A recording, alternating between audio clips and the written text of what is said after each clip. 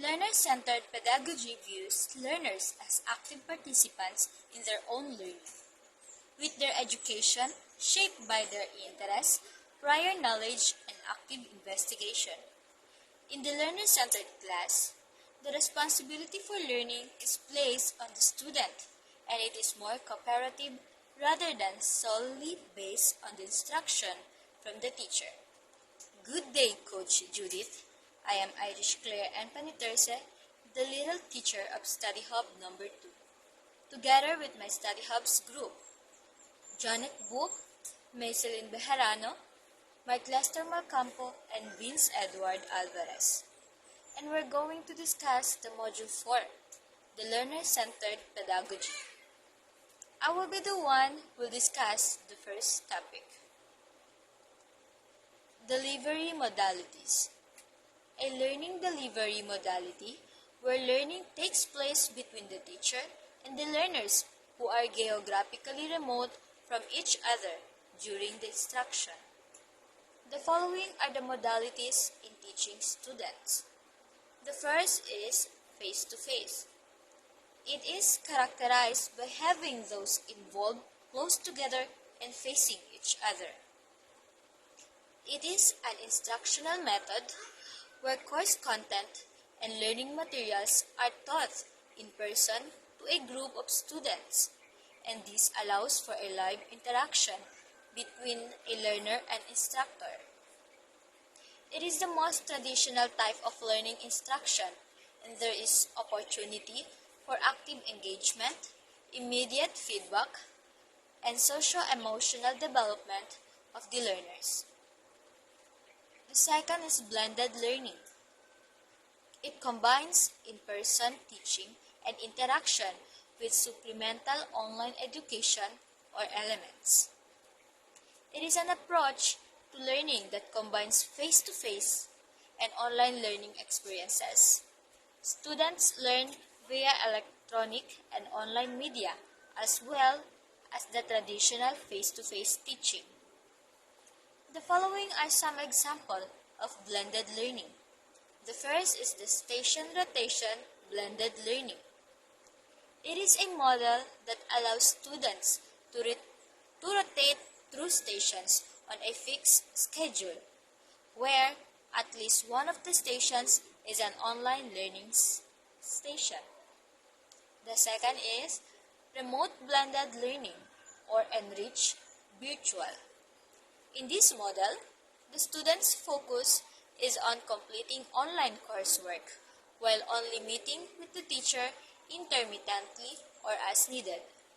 This approach differs from the flipped classroom. The third is the flipped classroom blended learning. Is one where students are introduced to content at home and practice working through at it in school, supported by a teacher and or peers. In this way, traditional roles for each space are flipped. In other words, studying at school and learning at home. The last is the mastery-based blended learning. Students rotate between online and face-to-face learning based on the completion of mastery-based learning objectives. Assessment design is crucial in any mastery-based learning experiences. Technology-based online e-learning. Sometimes it is called web-based training. Anytime instructions delivered over the internet or a corporate intranet to browser-equipped learners. And the last learning is distance learning.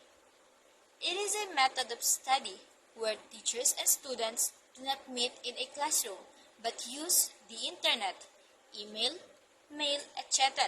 to have the class. That's all for my topic. Let's proceed by the second reporter who will be discuss the topic of structure for facilitating learner-centered teaching. Good day, Coach Jude. I'm Janet Book from Btled ICT, and I'm going to discuss about structures for facilitating learner-centered teaching under the learner-centered pedagogy. So structures for facilitating learner-centered teaching.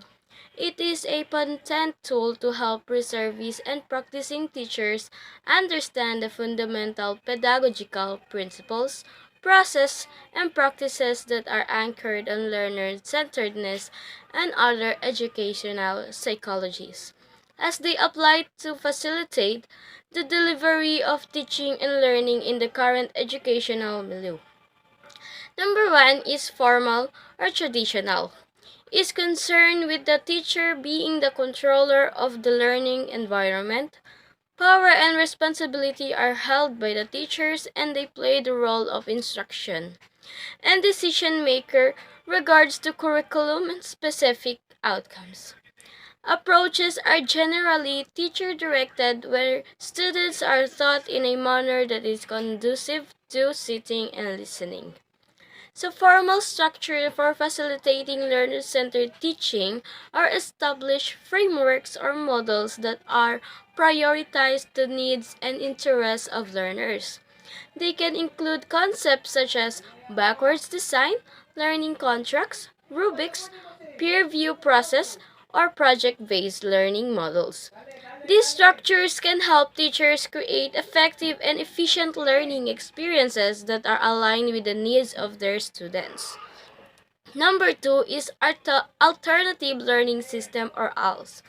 It is a practical option to the existing formal instruction so that students can complete basic education in a mode that fits their distinct situation and needs. Under this flexible program, learning can take place anytime at any place, depending on the convenience and availability of the learners. This program is for the working and the disadvantaged adults who wish to complete primary and secondary education. Under the Alternative Learning System Act, Republic Act Number 11510, a learning system that is different from the traditional classroom-based method will be formally established. Alternative Learning System or ALS is a structure for facilitating learner-centered teaching that provides a flexible and non-formal education programs for out-of-school youth, adults, and other marginalized groups. It offers various learning delivery modes such as face-to-face, online, blended, and distance learning, and emphasizes the development of practical skills and knowledge that are relevant to the learner's need and context. A is non-formal education. Refers to education that occurs outside the formal school system. It is often used interchangeably with terms such as community education, adult education, lifelong education, and second chance education. It is integral part of a lifelong learning concept that ensures the young people and adults to acquire and maintain the skills, abilities, and dispositions needed to adapt to a continuously changing environment. Non-formal education is a structure for facilitating learner-centered that provides flexible and learner-driven learning opportunities outside the formal school system. These programs can include skills training, literacy programs, community-based education, and other forms of education that are designed to meet the specific needs of learner. NFE or non-formal education programs are often more accessible and inclusive than formal education, and they can help learners acquire practical skills and knowledge that are relevant to their daily lives and work. B is informal education. It does not have the structures and levels that formal schools have. It's more natural and spontaneous, meaning the information that one learns through this form of experience. Example: formal education can teach you about fire and physics, and in more advanced classes, thermodynamics. But informal education is when you see person burning their hand when they touch a pot handle without a pot holder, and you learn that the heat from the one stove is transferred to the pot handle.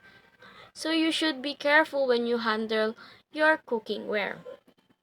So informal education is a structure for facilitating learner-centered teaching that occurs outside for a formal education setting, such as through self-directed learning, peer learning, or experiential learning in daily life. It focuses on the acquisition of practical skills and knowledge through informal channels such as social interaction, observation, and participation in community activities. It is often driven by the learner's interest and motivation and can complement formal and non-formal educational experiences. The last one is the mobile teachers. The mobile teachers are specialized teachers who live among the people in the remote barangays of the country and conduct the BLP or illiterate out-of-school youth and adults who are willing to learn basic literacy skills and accreditation and equivalency, a continuing education for those who left formal school system or have no access to schools. They are called mobile teachers because they go from one place to another where they are needed. So the mobile teachers is a structure for facilitating learner-centered teaching that involves teachers traveling to remote or underserved areas to provide education to learners who do not have access to formal schools. Mobile teachers typically use non-formal education approaches and flexible learning delivery modes to provide education to learners of all ages. These structures help to ensure that education is accessible to all regardless of location or socioeconomic status. All topics that I discuss under structures for facilitating learner-centered teaching are essential for creating an environment that promotes student engagement, active learning, and critical thinking. By incorporating strategies such as peer teaching, collaborative learning, and project-based assignments, educators can empower students to take ownership of their learning and develop the skills necessary for success in the 21st century. 3. Alternative Delivery Modes or ADM refers to the non-traditional education program recognized by the Department of Education, which apply as a flexible learning philosophy and a circular delivery program that includes non-formal and informal source of knowledge and skills. These are tried and tested alternative modalities of education delivery within the confines of formal system that allowed school to deliver quality education to marginalized students and those at risk of dropping out in order to help them overcome personal, social, and economic constraints in their schooling. A. Modified in-school, off-school approach is an alternative delivery mode of education meant to address the problem of congestion, overcrowding due to the classrooms and teachers' shortage resulting to big class size, less contact time with pupils, absenteeism, and insufficient learning materials. Class under Mimosa are divided into two groups, the in-school group and the off-school group, wherein the in-school learns is a typical classroom setup, while off-school group is given the flexibility to learn to do activities independently or with a learning facilitator. Then the in-school group will exchange with the experience the learning intervention of those in off-school group and vice versa. Moreover, both groups will report to school at the same time for enrichment and assessment of learning.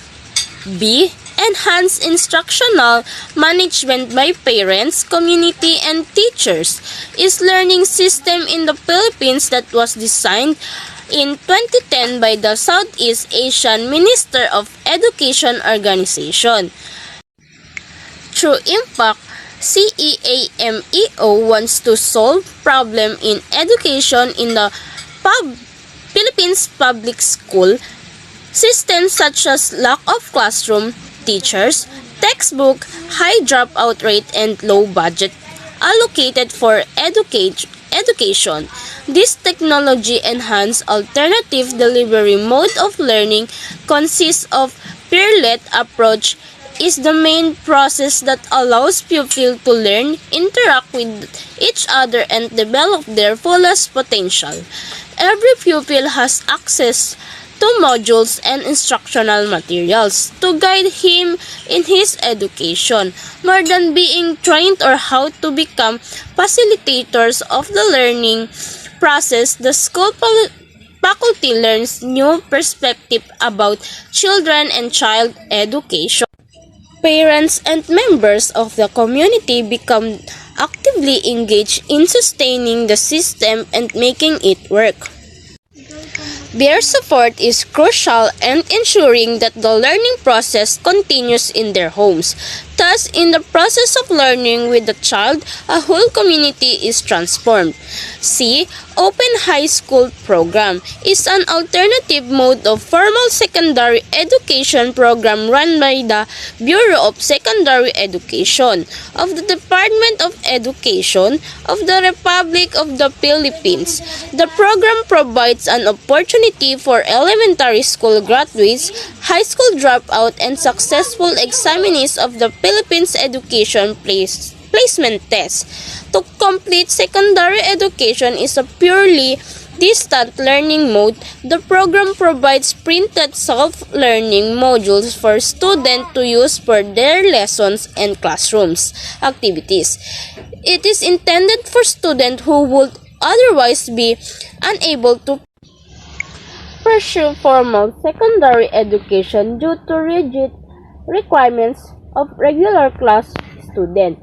It also caters to learners who are unable to attend the regular class program due to physical impairment, work financial difficulties, distances of home to school, and other justifiable and legitimate reasons.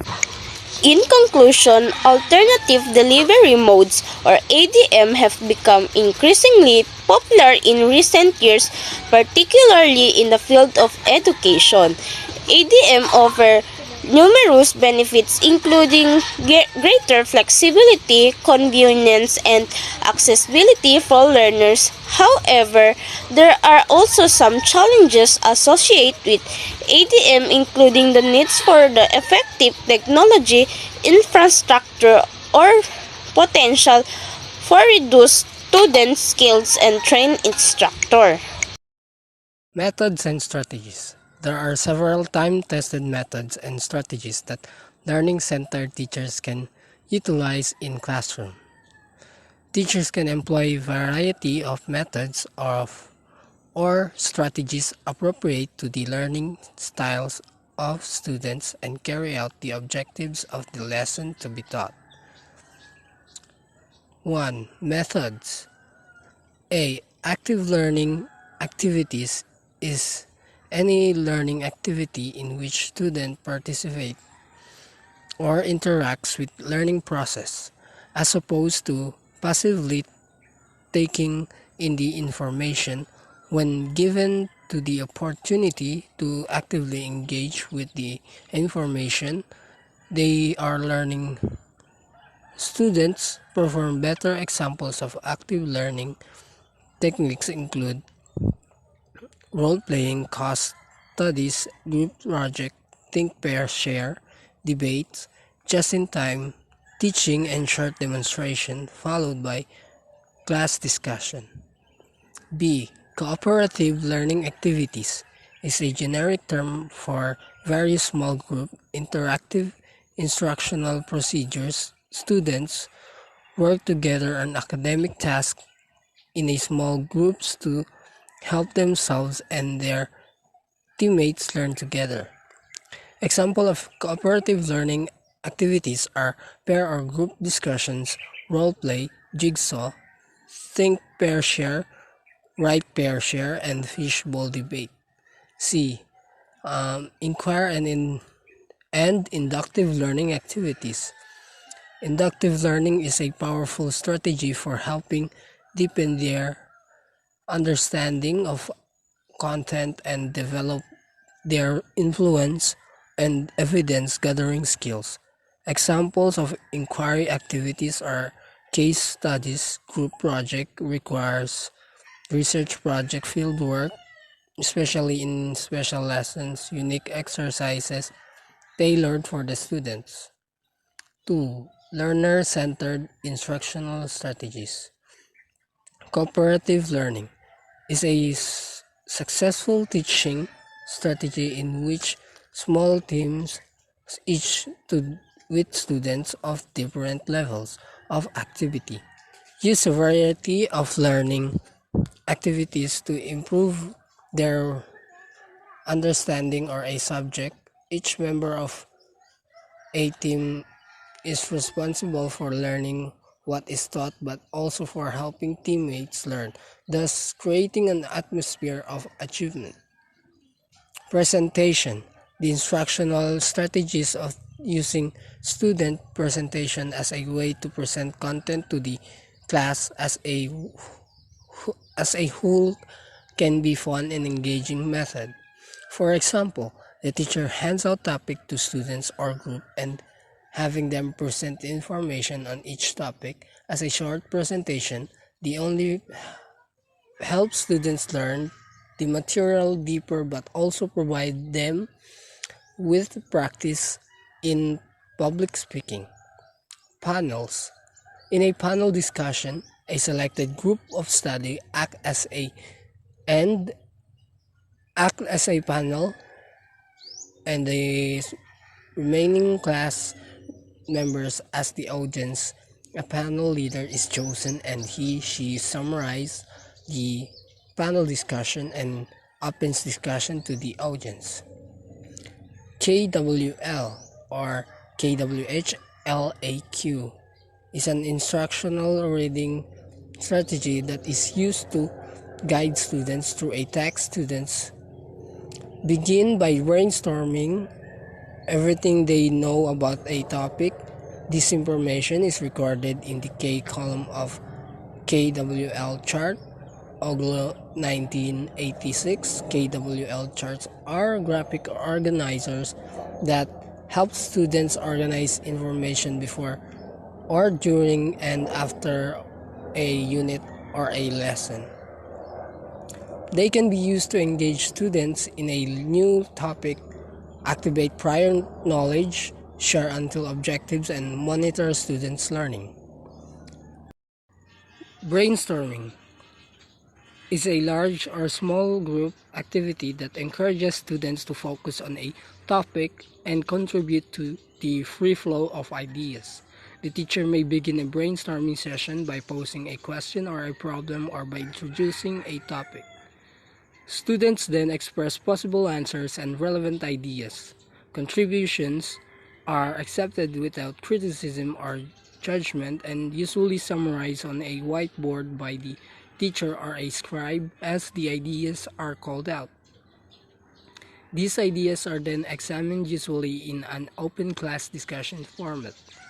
6. Learner-created media involves a high degree of engagement, promotes individual learning, social interaction, immersion, and is highly customizable and collaborative. Yowell and Roten 2009. It provides an alternative or a complement to traditional undergraduate students' research. 7. Discussion is a variety of forums for open-ended collaborative exchange of ideas among teachers and students or among the students for the purpose of furthering student thinking, learning, problem solving, and understanding, or literally appreciation. The participants present multiple points of view, respond to ideas of others, and reflect on their own ideas in an effort to build their knowledge, understanding, or interpretation of the matter at hand. The following are the advantages of discussion. Casinto 2009. 1. In a discussion class, the students are actively involved in processing information and ideas. Since student-initiated questions are more common in discussion classes, their needs and interests and dealt with more readily and spontaneously than in other methods. 3. Because students play a more active role in discussion, students' diversity of backgrounds can be exploited in the generation of ideas, approaches, and examples. 4. Students receives practice in formulating questions and communicating their ideas. 5. Discussions can be used to examine students. Disadvantages. The discussions method is the least effective method for conveying factual information. 2. Discussions can be very time consuming and unfocused unless the instructors makes an effort to direct the flow. 3. Because an instructor is often had difficulty in getting the students involved at first, the temptation to slip into a review sessions or mini lecture is great. 4. Class size must be restricted. Small groups. Small groups allows presenters to announce a topic or ideas for a group discussion among participants. A small group discussions follows democratic guidelines and allows everyone to contribute many ideas for others to discuss and reflect upon it. Discussions allow for an interchange of ideas within context of a group under the direct of a presenter. Case studies often involve simply observing what happens to or reconstructing the history of a single participant or of group of individuals. In this method, a situation is drawn from reality and is followed by step to illustrate a general principle or problem solving strategy. Jigsaw. Jigsaw is a method of organizing classroom activity that makes students depend on each other to succeed. It breaks classes into groups and breaks assignments to complete the jigsaw puzzle. It is a learning strategy that enables each student of a home group to specialize in this aspect. Role play. Role play is a technique that allows students to explore realistic situations by interacting with other people in a managed way in order to develop experience and try different strategies in a supported environment. It is an educational technique in which people spontaneously act out problems of human relations and analyze the enactment with the help of other role players and observers. Simulation are the instructional scenarios where the learner is placed in a world defined by teacher. They represent a reality within which students interact. The teacher controls the parameters of the world and uses it to achieve the desired instructional result.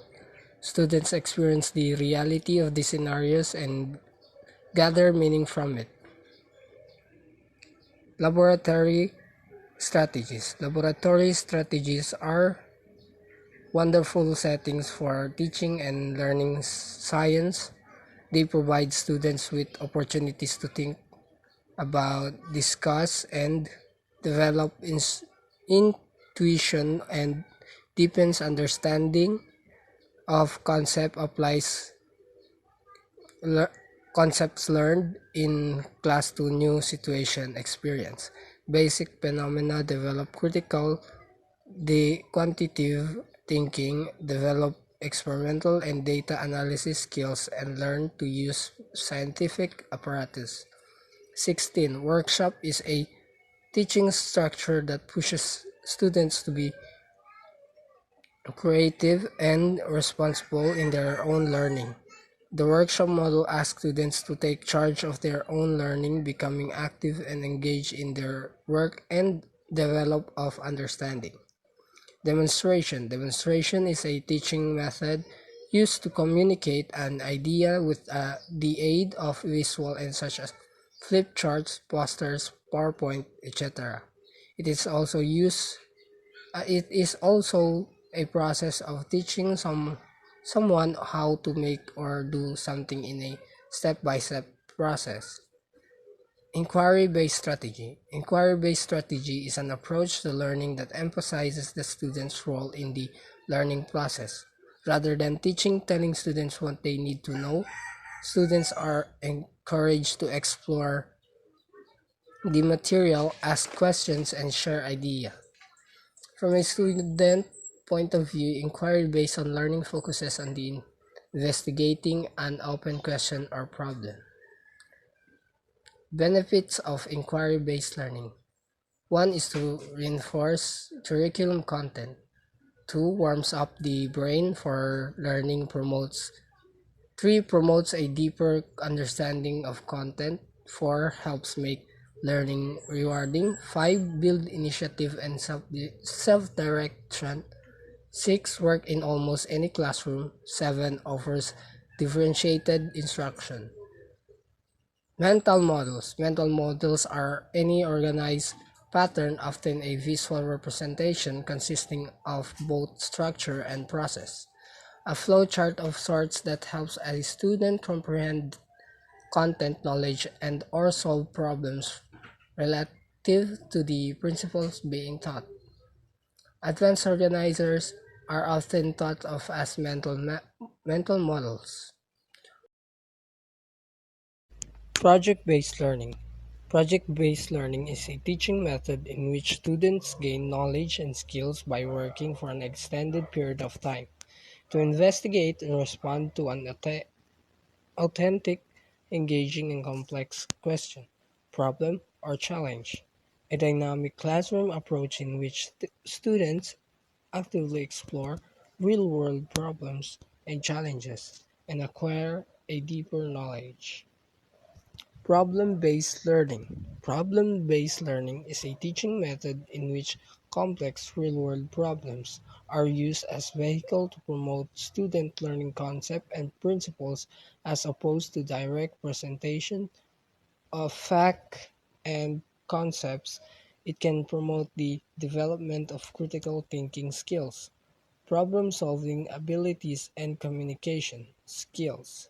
He can also provide opportunities for working groups, finding and evaluating research materials, and lifelong learning. Discovery learning. Discovery learning was introduced by Jerome Berner and is a method of inquiry-based instruction.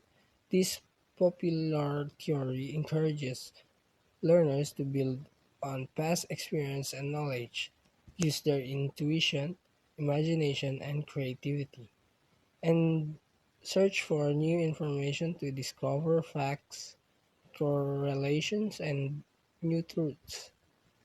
It is used in the classroom during problem-solving exercises and educational programs. Advantages. 1 is to encourage motivation, active involvement, and creativity.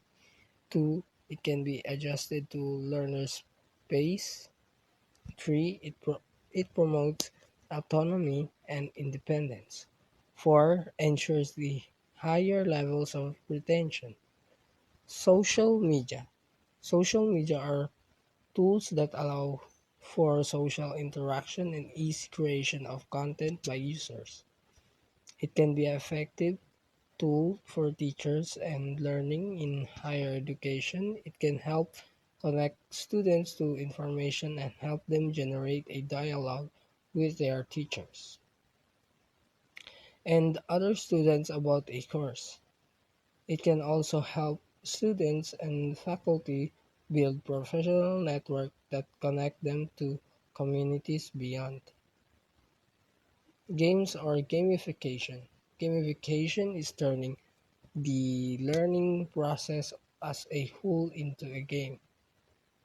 While game-based learning (BGL) is using a game as part of the learning process. It turns the entire learning process into a game. It takes game mechanics and gameplay elements and applies them to existing learning courses and content in order to better motivate and engage learners. Examples of these mechanics include achievement badge points, leaderboards, progress bars, and level competition. Competitions are great tools in preparing students for their career preferences later in life. This method can teach a child certain attributes and traits that can help him or her later in life. Competition in any form brings out the best in people and pushes them to excel.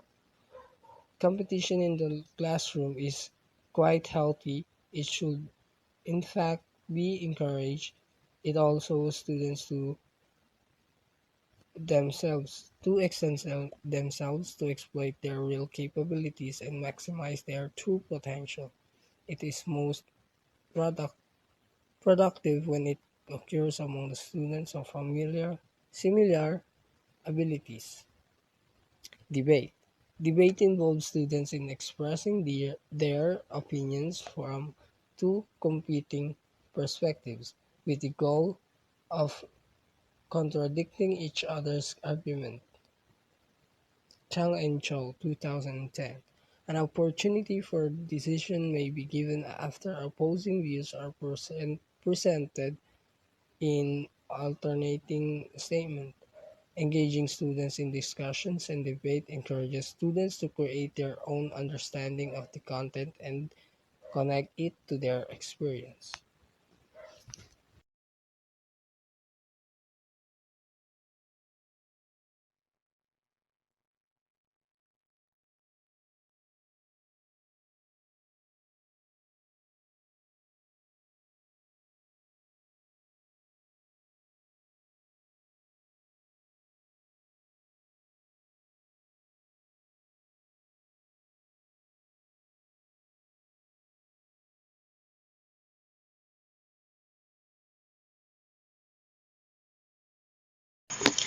Good day everyone, I'm Maiselin M. Bejarano from Btled ICT 1F. Today I will discuss to you the letter D, which is flexible learning and teaching. Flexible learning is a method of learning where students are given freedom in how, what, when, and where they learn. Flexible learning environment address how physical space is used, how students are grouped during learning, and how time is used throughout teaching.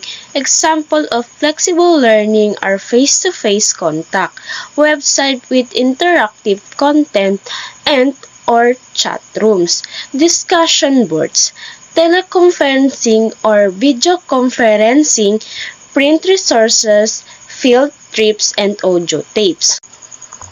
Flexible learning refers to the ability to customize one's pace, place, and mode of learning with pace. For example, students may take accelerate program or engage in part-time learning to ensure they have time to work on the site. Learning can take place in a variety of settings including the classroom, at home, via internet, while commuting, or as part of work-study program. Mode refers to the way that content is delivered by technology, typically through blended learning, fully online courses, or technology-enhanced experiences. In conclusion, its overarching purpose is to increase opportunities and options available to learners and give them greater control over their learning through a variety of learning modes and interaction. It is not an alternative mode of education but an overarching driving force that provides learners greater choice. The next topic that I will discuss to you is letter E. Differentiate learning is a framework or philosophy that involves providing all students with their diverse classroom community of learners a range of different avenues for understanding new information in terms of acquiring content, processing, constructing, or making sense of ideas and developing teaching materials and assessment measures so that all students within the classroom can learn effectively regardless of difference in their ability. 1. Design lesson based on students' learning styles. 2. Group student by shared interest, topic, or ability for assignment. 3. Assess student learning using formative assessment. 4. Manage the classroom to create a safe and supportive environment. According to Tomlinson, teachers can differentiate strong instruction through 4 ways. Content process, product, learning environment. Differentiating learning.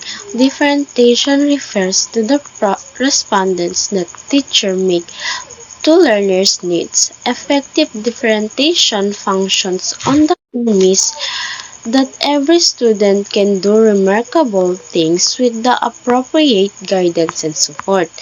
There are 4 types of classroom elements. These include content, process, product, and learning environment, which can all be differentiated by teaching according to the readiness and interest and learning profiles of students. Teachers are differentiating when they provide several learning options or different paths to learning to help students take in information and make sense of concepts and skills.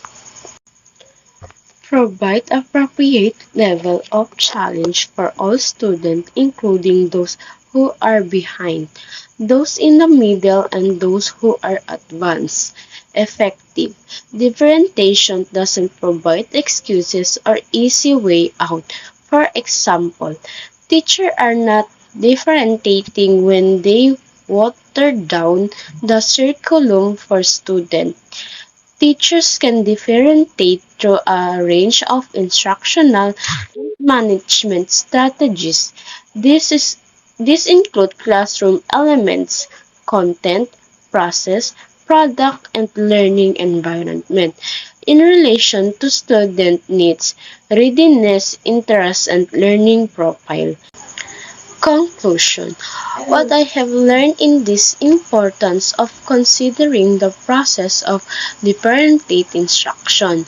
1. Must consider and plan what kind of differentiate strategy will exist in the classroom, how the activities will vary, the group will be arranged, and how students will be assessed. It is so important to find the balance between instruction, activities, assessment, and routine. Differentiate instruction is about making learning more productive for students and as such should be reflected in the planning execution of plan.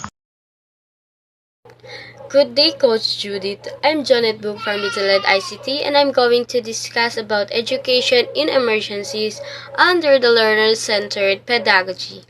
Education in emergencies. It is a critical, life-saving response that works to protect children in conflict and natural disasters and to preserve their right to education. It is a education that protects the well-being, fosters learning opportunities, and nurtures the overall development of people affected by the conflicts and disaster. So there are 2 types of education in emergencies. Number 1 is foundational standards. These domain details standards for community participation, participation in resources, coordination and analysis, assessment, response strategies, monitoring, and evaluation. The standards described here are critical for an effective education response. They are the basis for the application of the standards for access and learning environment, teaching and learning, teacher and other education personnel, and education policy. Foundation studies promote understanding for normative and ethical behavior in educational development and recognition of the inevitable presence of normative influences in educational thought and practice. Number 2 is the teaching learning domain. These standards focus on critical elements that promote effective teaching and learning, including curricula, training, professional development and support, instruction and learning process, and assessment of learning outcomes.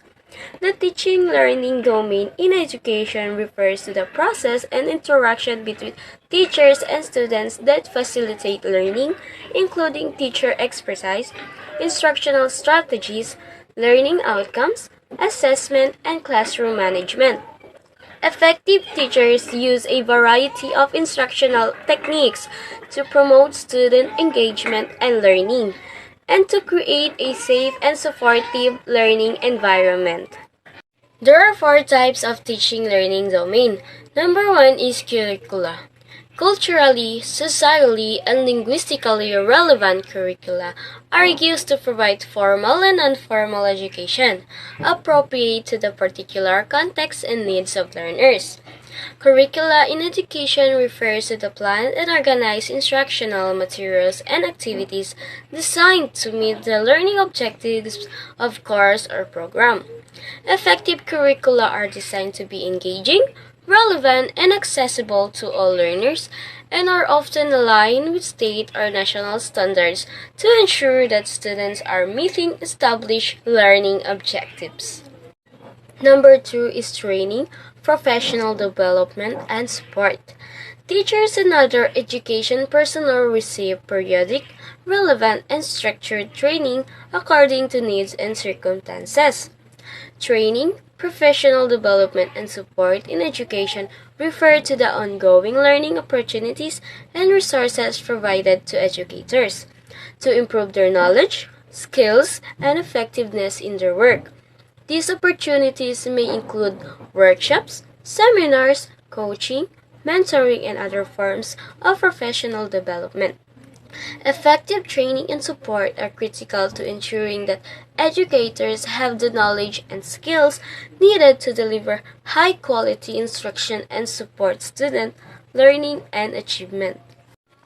Number 3 is instruction and learning processes.